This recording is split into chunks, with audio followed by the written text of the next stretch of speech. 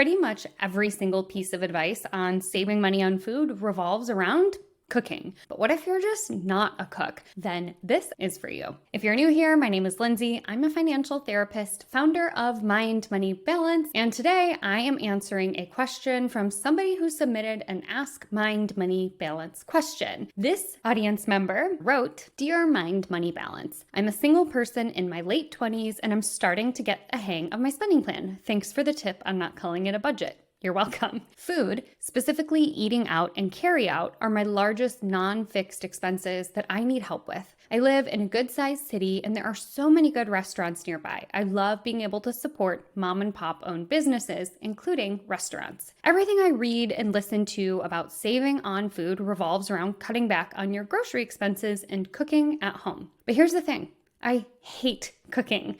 I would rather do almost any chore except cook. Please don't tell me the only option to save money on food is to learn how to cook. Help!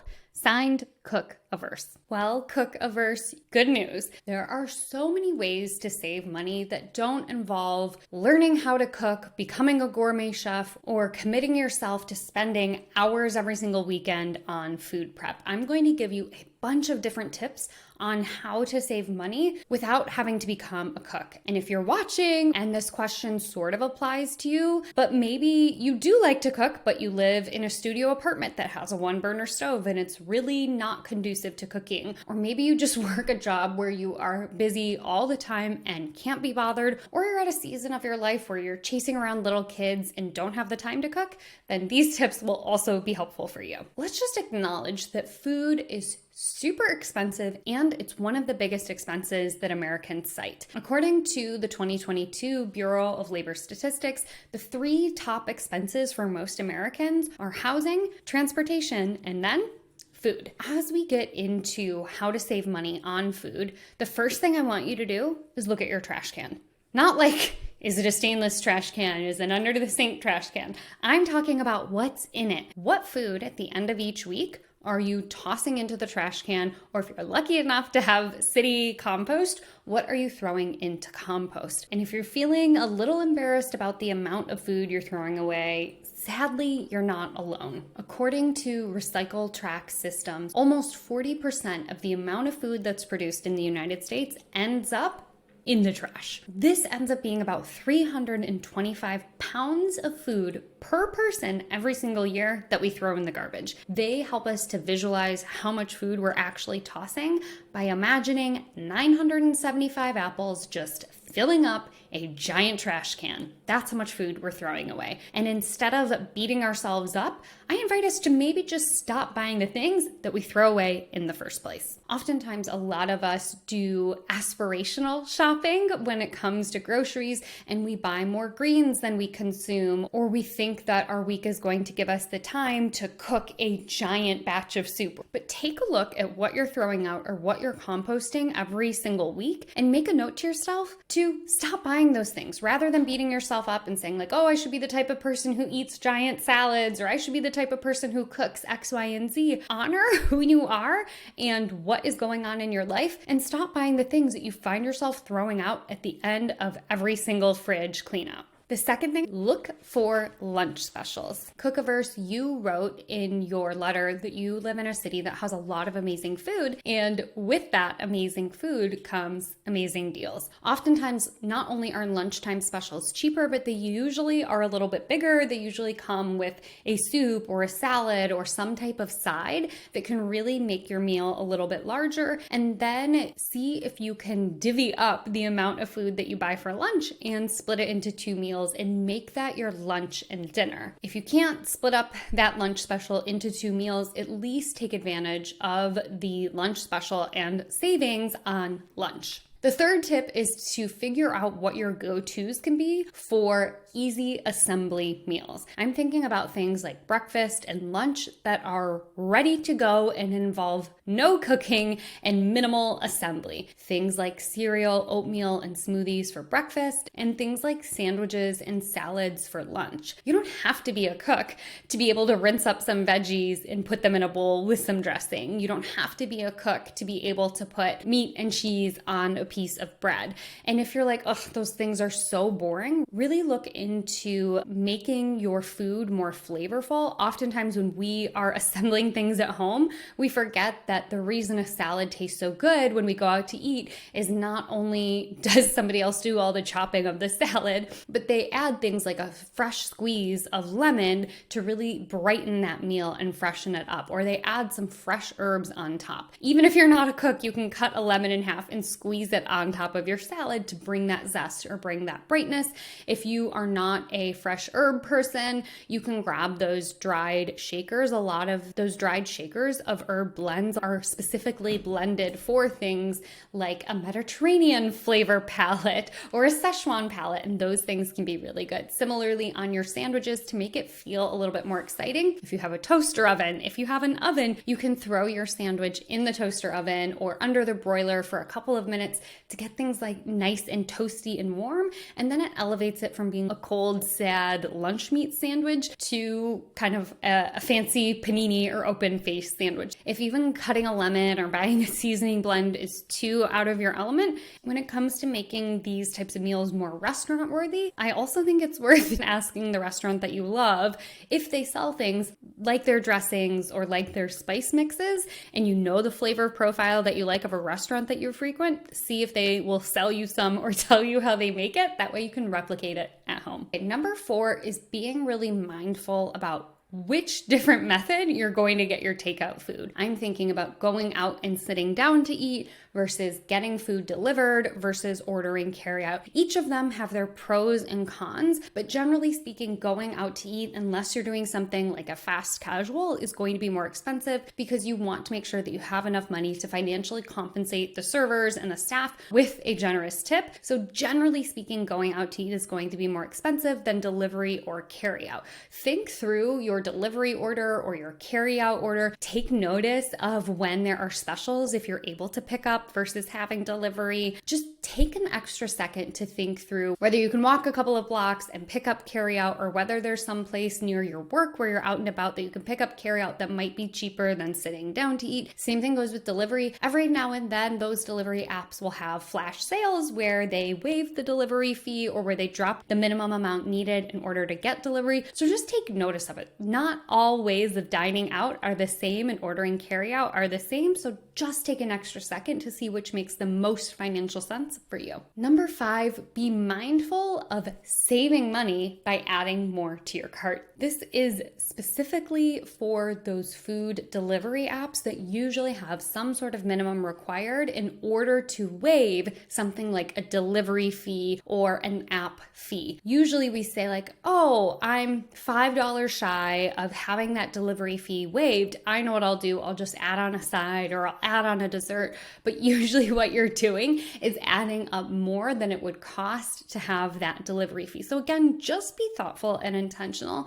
They design those apps in that way on purpose to help you bump up the amount of money that you spend to feel like you're getting delivery for free. Number 6, if you frequent a chain restaurant or a chain fast casual place, take a look for sales on gift cards or gift card deals. If you are a member of a big box store, for example, like Costco, oftentimes they will have packs of gift cards where you can save 10, 15, or 20% if you buy them through Costco. So if you know you're going to be getting a ton of one specific type of restaurant food and you eat there all the time, then buy them at a discount. Another option is to look for gift card resellers. There are entire platforms dedicated to people who sell their gift cards online for a discount. For example, somebody might have $15 to a restaurant that they don't use, and so they sell it on this online marketplace for $10, so that way they get $10 that they can use how they want, and you,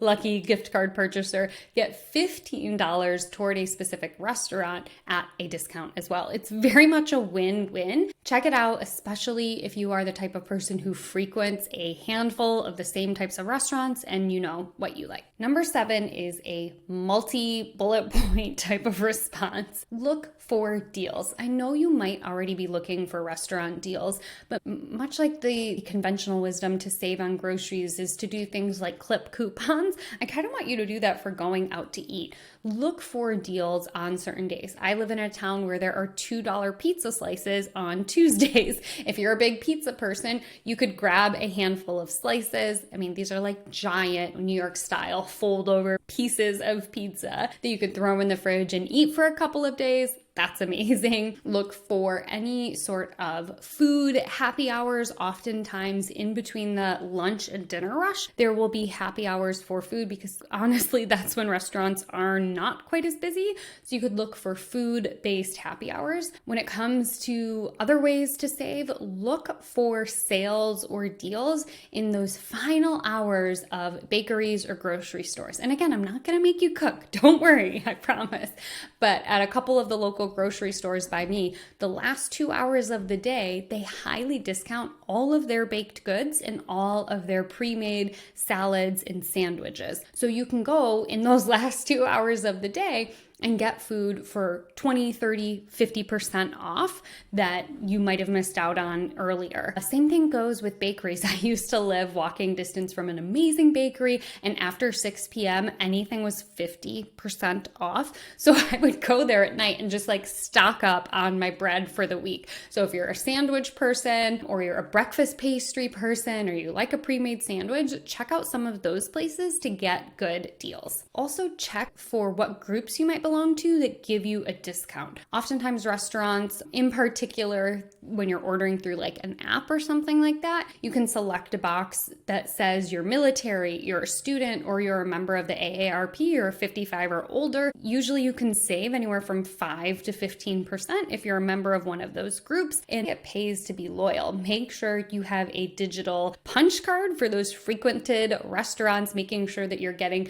a free meal or a discounted meal after you buy 6 or 10 or whatever the number might be, but make sure that you're using those discounts and taking advantage of whatever discount you have available to you based on what type of group you're in. Number 8 is a low cook method, so bear with me. I love to bulk up some skimpy leftovers with readily available pantry items. So for example, if you have a little bit of protein left from a restaurant or from takeout, but it's not enough to be a full meal, look to your pantry for things like quinoa, rice, beans, or in your fridge for things like lettuce that you can add that leftover protein to in order to round out a more hearty meal. And if you're like, I hate cooking quinoa and rice, then you can buy those little packages that are microwavable, 90 seconds, 2 minutes, that type of thing. Beans, all you have to do is buy them canned, rinse them out. Lettuce, you can buy pre-chopped, it doesn't matter, but you can bulk up a little bit of leftovers with some things that you already have available to you. Number 9, get comfortable with a little spontaneity or a little bit of mystery in your food. Cook averse, you mentioned you live in a big city, so this is something that I wish I had in my mid-sized city. These are different services such as Too Good To Go or Flash Food. There may be more services like this once this video comes out, but these are services that partner with places like bakeries, restaurants, grocery stores to say, hey, that food that you're about to throw into the dumpster or compost at the end of the day,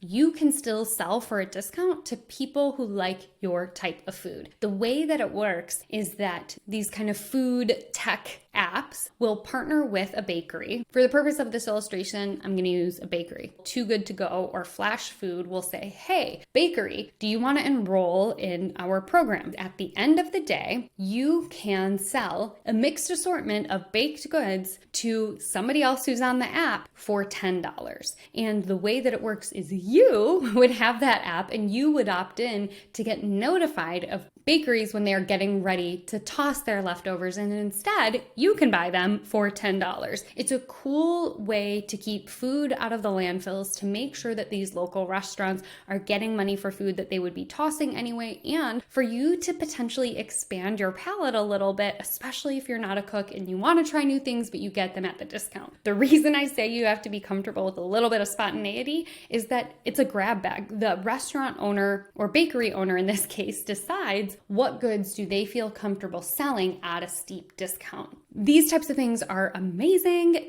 Check them out. Flash food is more used for grocery stores, and Too Good To Go is usually used for restaurants, but I've seen them kind of go both ways. Number 10 is to swap. Cook averse, you mentioned that you would rather do almost any chore aside from cook. So maybe put your money where your mouth is. Sorry, I couldn't help it. If you have a friend who loves to cook, maybe they're amazing at prepping soup or prepping salads and they hate doing laundry, you could literally offer to them hey, I'm gonna come over with all of my ingredients for soup. I literally can't be bothered to cook, but I will be in your laundry room for 2 hours sorting, folding, drying, ironing, whatever you need. If you could make me a giant pot of soup or a giant Tupperware of salad. You can think about the types of things that you and your friends are willing to swap for or trade for, and that way your friend who loves to cook can do this service for you, and they also have clean laundry at the end of that couple of hours. So think creatively about the different types of things you might be able to do in exchange for leveraging somebody else's skill set or things that they like to do anyway. Now, cook averse, I know you mentioned that you are single, and in your letter you didn't mention if you have kids, but many restaurants will offer kids eat for free days as long as an adult buys a meal. So maybe that's not you, but maybe somebody else listening or watching does have a kid. Make sure that when possible, your kid is getting a free meal. The last tip I'll say, if you've been avoiding your freezer section, check it out. Freezer food has gotten so much better than it was when I was growing up in the 90s, and freezer food was really just that scary plastic tray with maybe a vegetable, something that looked like protein, and a supposed dessert that was really just dry essence of chocolate. Things have gotten so much better. It is so much cheaper to buy a $5, $7, or $8 freezer meal than to eat out all the time. So take a look at your freezer section and see if there are some freezer meals that actually appeal to you. They don't require cooking. They might require a microwave, an oven, or a toaster oven, but I promise you that things have gotten better, especially because when it comes to things like fruits and veggies, the way that things are frozen as fruits and veggies preserves all of their nutrients, so they're pretty much as good for you as a fresh off the tree fruit or vegetable. I don't think any vegetables grow on trees, but you know what I mean. Thanks so much for writing in. If you want me to answer your question, just go to mindmoneybalance.com/ask and I might answer it right here. So those are some of my favorite tips on saving money on food without having to become a cook, because let's be honest, not all of us are cooks, nor should we have to kind of squash ourselves into doing something that we're not very good at or we don't like doing just to save money. There are plenty of ways to save money on food without having to tie yourself up into a pretzel to become somebody you're not. I'll see you in the next video.